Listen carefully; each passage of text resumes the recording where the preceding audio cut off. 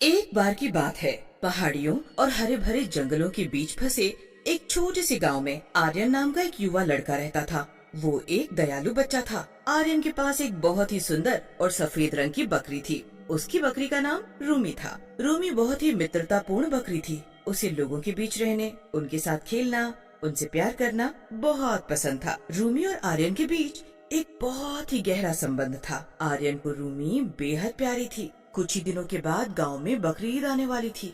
आर्यन उस त्योहार के लिए बहुत ही उत्सुक था। आर्यन ईद के एक रात पहले बाकी गांव वाले बच्चों के साथ बातें कर रहा था।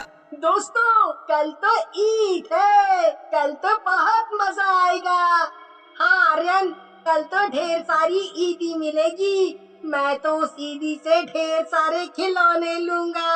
हाँ, मैं भी कल रूमी को बहुत अच्छे से सजाऊंगा। अरे, तुम सबको पता है, मैंने एक भूत की अफवाह सुनी थी। अच्छा, क्या सुना था तुमने? ईद की आखिरी रात को एक बकरी चुराने वाला भूत आता है और बकरी को अपने साथ लेके भाग जाता है। क्या ऐसा भी कुछ होता है? अगर वो भूत हमारी बकरियों को ले जाएगा तो हम ईद कैसे मनाएंगे? अगर उस भूत ने मेरी रूबी चुरा ली तो मेरा क्या होगा? हाय मेरा बच्चा, क्या हुआ तुझे? क्यों अपना मुंह लाल पीला कर रखा है? अम्मा, मेरे दोस्त ने मुझे बताया कि ईद के एक रात पहले एक भूत हमारे गांव में आता है और गांव के घरों में से एक बकरी चुरा के ले जाता है। अगर वो भूत हमारी रूमी को ले गया तो? अरे बेटा, ऐसा कुछ नहीं होता। भूत वूत कुछ नहीं होता है, सब दिमाग का वहम है। नहीं अब्बू, मुझे कुछ नहीं पता। मुझे बहुत डर लग रहा है। अरे आर्यन बेटा, तुम चिंता क्यों करते हो? ये सब अफवाहें हैं। अगर भूत आ गया तो रूमी को ले जाएगा। मैं पूरी रात बाड़े की तरफ नजर रखूंगा ताकि भूत आए तो मुझे पता लग जाए। आर्यन के अम्मी अबू उसे थोड़ा सा दिलासा देकर सुला देते हैं, लेकिन आर्यन आधी रात को डर की वजह से जाग जाता है।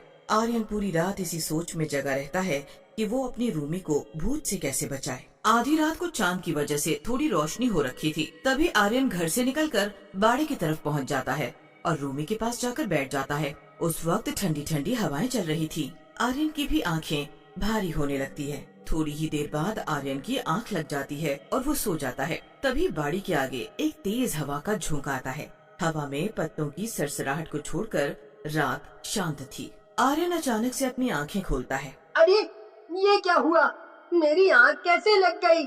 और ये हवा इतनी तेज क्यों चल रही है? आर्यन के सामने अचानक से एक छाया के आने का प्रभास होता है। ये सामने क्या चीज है? तभी वो छाया एक भूत में प्रकट हो जाती है। वो भूत बहुत ही डरावना था। उसका बहुत ही डरावना चेहरा था। उसका चेहरा एक बकरी से मिलता था। उसके सर पर बड़े बड़े और पैने सींग थे। भूत रूमी को लेने के लिए आगे बढ़ता है, लेकिन उसकी नजर आर्यन पर जाती है। जैसे ही भूत की नजर आर्यन पर जाती है, उसकी आंखें लालटेन की तरह चमकने लगती हैं। आर्यन भूत को देखकर बहुत डर जाता है, लेकिन जब वो भूत को रूमी के पास आते हुए देखता है तो उसके अंदर हिम्मत आती है और वो भूत को रोकने लगता है। तुम मेरी बकरी को चुरा के नहीं ले जा सकते। ये मेरी बकरी है।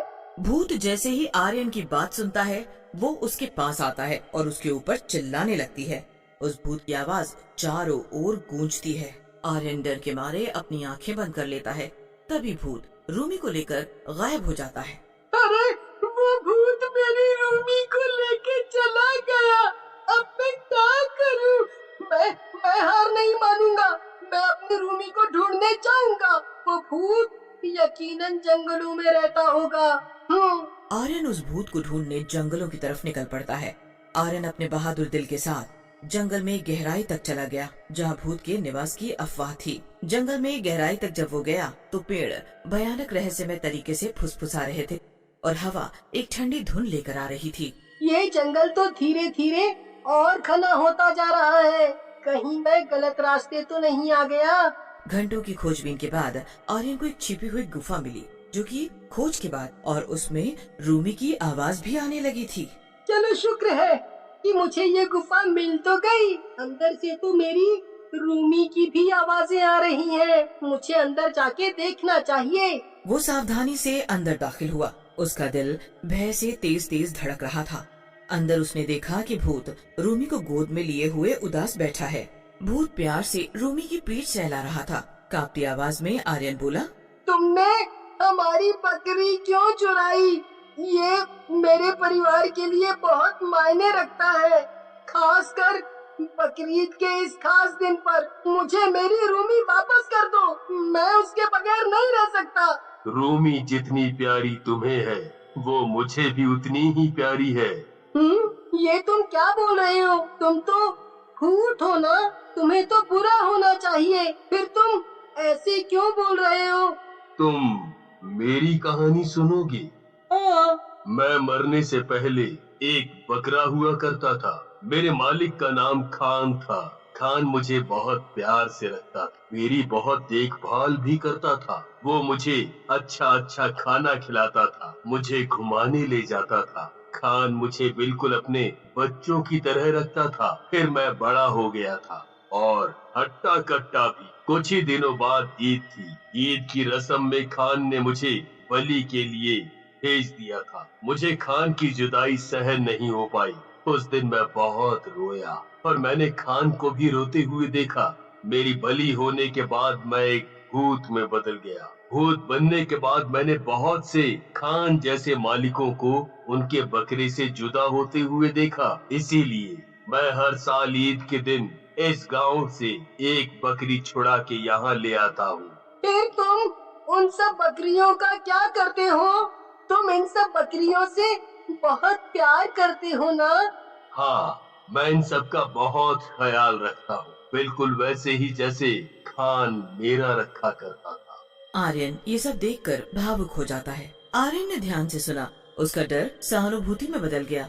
उसे एहसास हुआ कि भूत ने अपने दुख अपनी खान के कारण, अपने संबंधी की लालसा के कारण ऐसा किया है। तुम चिंता मत करो, मैं तुम्हारी रूमी को भी वैसे ही रखूंगा। उसे किसी भी तरीके की तकलीफ नहीं होगी, वादा करता हूँ। नहीं नहीं नहीं, मैं उसके बगैर नहीं रह सकता। तुम मुझे मेरी रूमी वापस कर दो। मैं उससे बहुत प्यार करता हूँ। खान भी मुझसे बहुत प्यार करता था, लेकिन हुआ क्या, उसने मुझे बलि के लिए भेज दिया। तुम अपनी रूमी को बलि के लिए भेज सकते हो? नहीं नहीं, मैं रूमी को बलि के लिए नहीं भेज सकता। रूमी मेरे साथ खुश रहेगी और सुरक्षित भी। नहीं, मैं रूमी को बलि के लिए नहीं भेजूंगा। हमारी बकरी चुराने से आपको वो शांति नहीं मिलेगी जो आप चाहते हैं। इसके बजाय आइए हम एक दूसरे की मदद करें, हमारी बकरी लौटा दें। मैं तुम्हें अपने साथ गांव लेके चलूंगा और तुम्हें सम्मान दिलाऊंगा। आर्यन भूत को अपने साथ गांव ले जाता है। आर्यन अपनी, रूमी, भूत और बाकी सारी बकरियों के साथ गांव पहुंच जाता है। सारे गांव वाले आर्यन को भूत के साथ देखकर चौंक जाते हैं। सुनो गांव वालों, मैं यहाँ आप सबको कुछ बताने आया हूँ। आप सबको इस भूत से डरने की कोई जरूरत नहीं है। ये आपको कोई नुकसान नहीं पहुँचाएगा। ये भूत भी पहले हमारे बकरों की तरह हुआ करता था।